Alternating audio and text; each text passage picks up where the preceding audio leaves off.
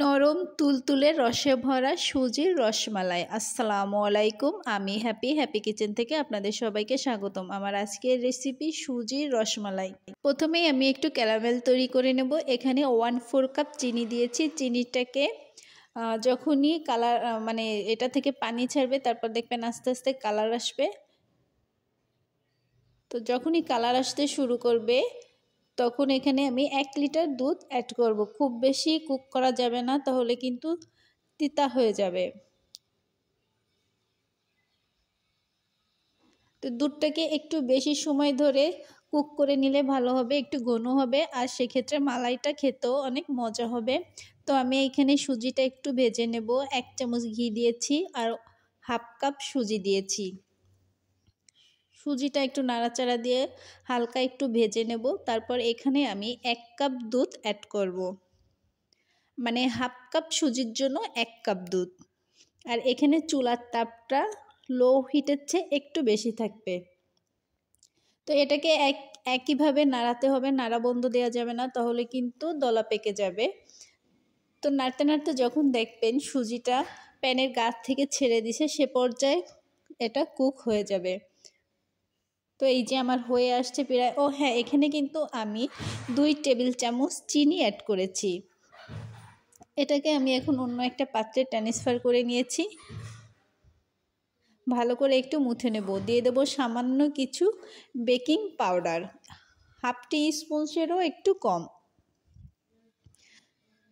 তো ভালো করে মুথা হয়ে গেলে এগুলোকে ছোট ছোট করে নিয়ে হাতের তালুর সাহায্যে মিষ্টির শেপ দেব।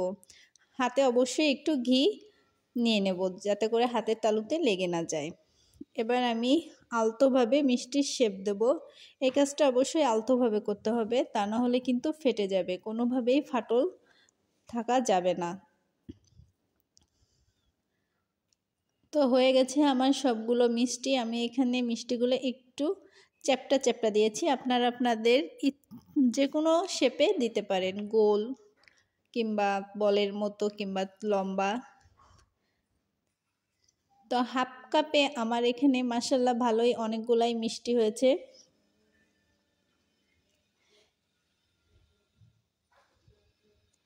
এবার আমি এগুলোকে তেলে ভেজে নেব। তেলটাকে খুব বেশি গরম করা যাবে না, মানে হাত দিয়ে সহ্য করা যায় ঠিক সে পর্যায়ে এখানে দেব।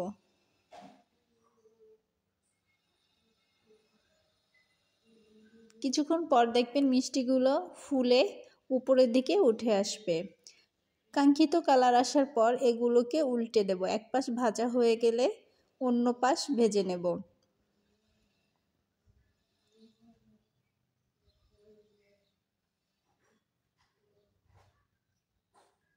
সুন্দর একটা কালার আসলে এগুলোকে তুলে নেব। তো আমার বড়াগুলো হয়ে গেছে, বড়া বা মিষ্টি যাই বলুন না কেন। তো এবার মিষ্টিগুলোকে শিরার ভিতরে দিয়ে দেব। শিরাটাকে আমি আরেকটু গরম করে নিচ্ছি। এবার গরম শিরার ভিতরে মিষ্টিগুলো দিয়ে দেব।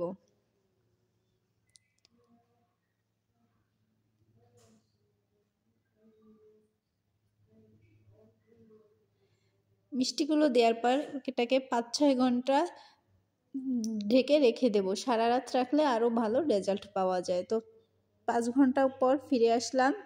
তো রেডি আমার সুজির মালাই, সুজির রসমালাই। তো দেখুন কতটা ইয়াম্মি হয়েছে, মাশাআল্লাহ, খেতেও অনেক মজা হয়েছিল।